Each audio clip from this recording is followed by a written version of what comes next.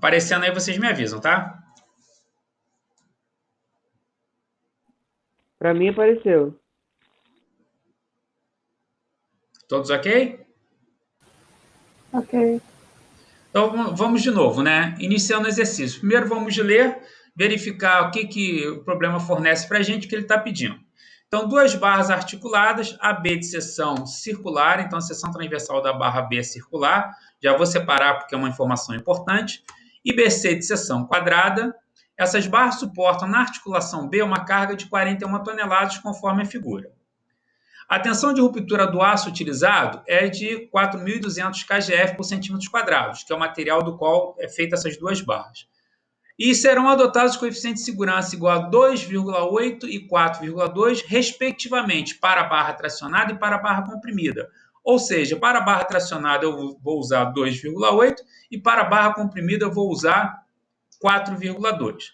Então, o primeiro passo, que é aquilo que a gente fez aqui mostrando com a régua e com o braço para vocês, foi o seguinte: identificar as forças que atuam aqui nesse sistema. Então, a gente viu que quando a gente bota essa carga de 41 toneladas aqui para baixo, para que esse ponto B não desça, na barra B eu preciso fazer uma reação no sentido contrário, puxando aqui para cima. A essa força eu vou chamar de F1. Perdão, faltou lá determinar o diâmetro e o lado do quadrado. Então, aqui em cima, quando eu faço essa força de 41 toneladas aqui para baixo, eu terei na barra B uma força no sentido contrário, puxando aqui para cima, para evitar que esse ponto B desça. Então, essa força, eu vou chamar essa força de F1. Então, se eu faço 41 aqui para baixo, eu vou pegar essa força F1 e vou puxar de volta para cima, para evitar que o ponto B desça. Mas também a gente viu o quê? Que quando eu faço a força de 41 aqui para baixo, a tendência é que esse ângulo de 35 vai diminuindo. Se esse ângulo está sendo diminuído, significa que essa carga provoca uma compressão na barra BC. Ou seja, a barra BC precisa fazer uma força para fora, para reagir a essa compressão, que eu vou chamar de F2. Então, aqui no ponto B, eu tenho agindo a carga, que é na vertical, de cima para baixo, de 41 toneladas, uma reação na barra AB, que está sendo tracionada, então ela puxa de volta, uma reação na barra BC, que está sendo comprimida, então ela empurra de volta. Então, essas são as três forças que estão atuando aqui, nesse meu sistema aqui, tá ok? Com o desenho agora, ficou melhor de visualizar o que a gente tinha explicado anteriormente? Professor, desculpa que eu mosquei aqui. Esclarece uma dúvida, por gentileza. Sim. O F2 aí está vermelho? Eu não consegui entender, perdão. Lembra que a gente quando estava trabalhando aqui com a régua, a gente viu aqui o seguinte: ó, esquece essa barra BC, faz de conta que essa barra não existe, tá? Se eu puxar isso aqui para baixo, se essa barra não existir, o que vai acontecer com esse ângulo aqui de cima? Imagina só, vou puxar aqui, ó, vai fechar, não é? Se eu puxar aqui, ela é articulada aqui e articulada aqui. Então, se eu tenho uma articulação aqui, ó, se eu puxar essa barra aqui para baixo, a tendência qual é? É que isso aqui vá fechando até que ela fique na vertical, ok? Mas isso está em equilíbrio, ou seja, esse ponto B ele não pode. Oi? Pode falar. Deixa eu só ver se eu entendi. Quando a barra não está, ela é através dessa força F2? Não, pera aí, calma. A gente não está falando dessa força aqui ainda. Vamos imaginar o seguinte, que não existe essa barra BC, tá? Esquece essa força F2, esquece essa barra BC. Se eu faço a força de 41 toneladas, ó, estou fazendo essa força de 41 toneladas aqui para baixo. Se eu não tiver nada aqui, essa barra AB, ela vai continuar fazendo essa força de volta para lá. Mas esse ângulo vai se manter?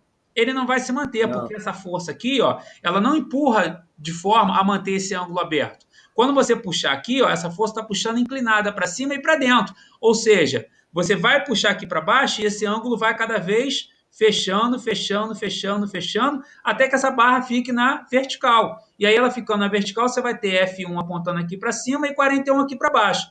Nessas circunstâncias, F1 vai ser igual a 41, porque F1 vai estar na vertical para cima e 41 aqui para baixo. Mas, sim?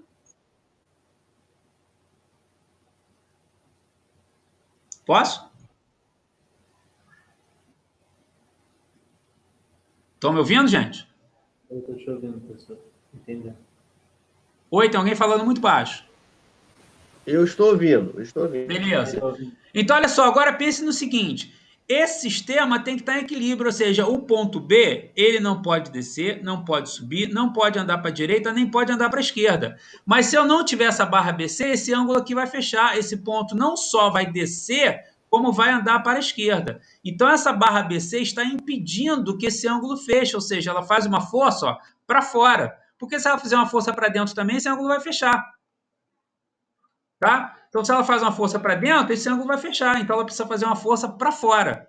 Então, essa barra aqui ela está sendo comprimida. Quando a gente faz essa força aqui, a gente tende a fechar o ângulo. Então, se a gente tende a fechar o ângulo, a gente está comprimindo essa barra. E por isso ela faz uma força para fora. Foi agora ou não? Yuri? Os demais me ouvindo ainda? Obrigado. Os demais me ouvindo ainda? Sim. Então vamos lá. Então o que a gente precisa fazer aqui agora? A gente precisa montar o triângulo com essas três forças para aí depois eu calcular o restante que eu preciso. Então vamos fazer o mesmo passo. Eu vou desenhar de forma ampliada primeiro a força de 41 toneladas. Vou colocar aqui já nessa direção, para a gente não errar. Então essa força aponta para baixo, não é isso? Vou pegar agora e vou desenhar uma força nessa extremidade. Tanto posso optar por desenhar F1 inclinada para cá, nessa mesma inclinação, ou posso optar por desenhar F2 inclinada para cá. Vou optar por desenhar F2 inclinada para cá, ó. Perdão, na horizontal para cá, ó. Então, esse F2 eu vou trazer para cá, mas obviamente também de forma ampliada, para que eu mantenha a proporção. Ó. Essa daqui é bem maior do que essa, vou fazer um F2 também bem maior. Então, saio desse ponto B, venho até aqui, ó, na extremidade dessa força de 41, vou pegar a origem da força F2, vou colocar aqui, e vou até a extremidade da força F2. E só porque eu falei, montei ao contrário. Mas, de qualquer forma, se eu tivesse colocado assim, né, conforme eu estava dizendo para vocês, né, então, ó, F2 vindo para cá, né, e depois vou fechar F1 na mesma direção que ela está. Ó. Notem que o desenho que eu fiz aqui embaixo ó, é um desenho que mantém a direção das forças. Ó. 41 continua na vertical, F2 continua na horizontal e F1 ó, mantém a mesma inclinação que tinha. Então, esse triângulo que está aqui é um triângulo que corresponde a essas três forças. Quando eu formo um triângulo, ó, saí desse ponto, desci, vim para cá, saí daqui, vim para essa extremidade, depois saí daqui, voltei para a minha origem. Quando eu formo um polígono fechadinho assim, bonitinho, eu garanto que a minha resultante é igual a zero, que é a condição de equilíbrio que a gente precisa para poder dimensionar isso aqui. Se a resultante não for igual a zero, esse sistema vai quebrar em algum lugar. Ou vai quebrar na barra B ou vai quebrar na barra BC. E aí agora a gente vai analisar esse triângulo. Ó. Esse triângulo, ele tem aqui em especial esse ângulo aqui, ó, que é igual a esse aqui de cima, que vale 35 graus. E aqui o ângulo formado entre as forças de 41 toneladas e F2, esse mesmo ângulo que está aqui. Ó. Por quê? Porque essa força está na horizontal, na vertical e essa força está na horizontal. Então, aqui eu tenho 90 graus. Então, eu tenho lá em cima o ângulo de 35 e aqui embaixo o ângulo de 90 graus. E agora, como é que vocês resolvem isso? Vocês que vão me dizer. Como eu determino F1 ou F2 conhecendo essa força de 41 toneladas? Quem dá uma sugestão?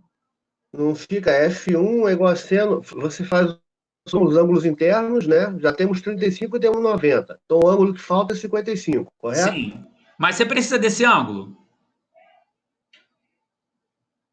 Eu usei ele, eu fiz o seno F1 é igual a F2, ambos por 55. Então se eu errei. Sim, não tem problema. Você pode usar esse ângulo também. Mas o que acontece? De fato, se a gente não quiser usar esse ângulo, a gente pode pensar aqui no seguinte, ó. A gente tem a força F1 que representa a hipotenusa do triângulo retângulo. A gente Isso. tem 41 toneladas que representa, em relação a 35, o quê? Cateto adjacente. Qual a relação que existe entre cateto e adjacente e o ângulo? É relação de cosseno. Então, se você escrever o cosseno de 35, quem vai ser? Vai ser o cateto adjacente, que é 41 toneladas, dividido pela hipotenusa, que vale F1. Com essa Então, relação, você já determina quanto vale F1. então F1 é F1 sobre 41, então, é melhor. Não, não é melhor, tanto faz. Se você quiser usar o Ah, 35, você pode, você não precisa usar o 55. Se você tem mais segurança, calculou que o 55, você pode usar o 55, não há problema algum. Só que aí com 55 você vai trabalhar com seno de 55. Com 35 isso. você vai trabalhar com cosseno de 35, porque o seno de 35 é igual ao cosseno de 35. Eu Entendi. comentei já isso com vocês. Ângulos que são complementares, ou seja, ângulos que somam 90 graus, o seno de um é igual ao cosseno do outro. Então, por isso vai dar o mesmo valor, entendeu, Cícero?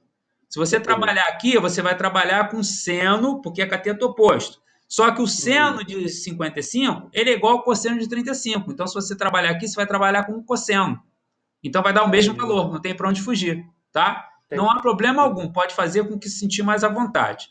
Eu estou trabalhando com cosseno, por quê? Porque o cosseno já está aqui do ladinho, ó.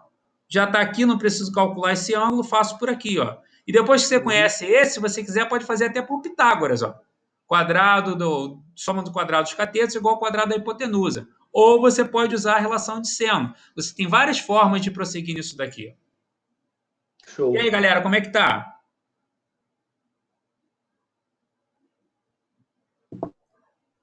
Eu consegui entender, professor.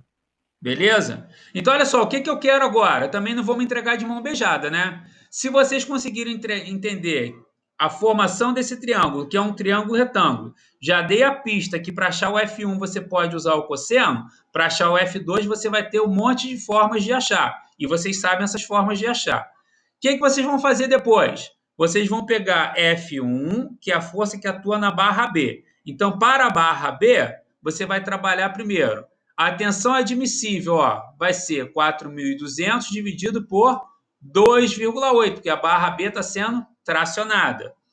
E a força vai ser a força que você achar. Com essa força e a tensão admissível, você vai dimensionar e vai me dizer quanto vale o diâmetro da barra AB.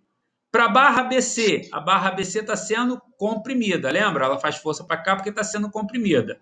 Então, a tensão admissível na barra BC vai ser 4.200 dividido por 4,2, porque está sendo comprimida. E a força que atua é a força F2 que vocês vão calcular. De posse da tensão admissível e dessa força F2, vocês conseguem determinar para mim quanto vale o lado do quadrado dessa seção transversal. Então agora eu vou dar um tempinho para vocês tentarem terminar esse exercício sozinhos. Aí depois a gente corrige. Ok? Ok, professor. Vou pedir que vocês tirem um print aí, coloquem no grupo, porque aí, enquanto isso eu vou trabalhando outro exercício para vocês, porque senão fica o computador parado. Pode ser?